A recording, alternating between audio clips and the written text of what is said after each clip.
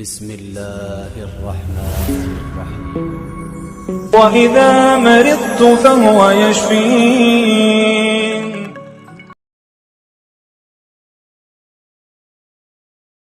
میرے عزیز بھائیوں اور بہنوں، کبھی آپ نے سوچا ہے کہ انسان کے جسم کا ایک چھوٹا سا حصہ، صرف ایک انگلی، اللہ کی قدرت سے ایسا راز رکھتا ہے جو زندگی بدل سکتا ہے؟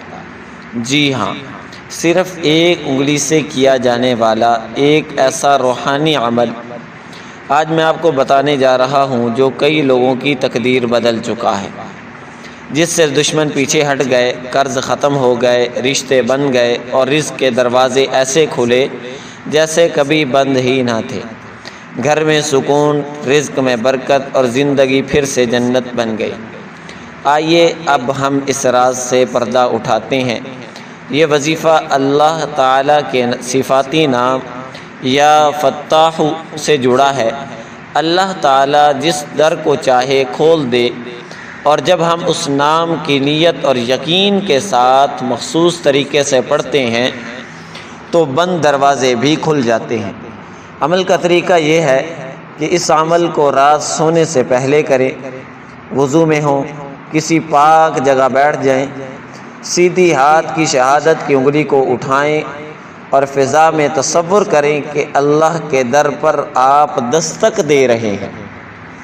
اسی انگلی کو 3 بار دل کے سامنے لا کر یا فتاح 489 بار پڑھیں۔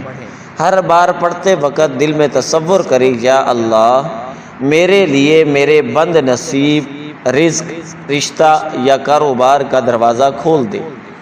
جیسے ہی وظیفہ مکمل ہو، دونوں ہاتھوں کو چہرے پر پھیر لیں اور دعا کریں۔ یہ عمل لگاتار 11 دن کریں۔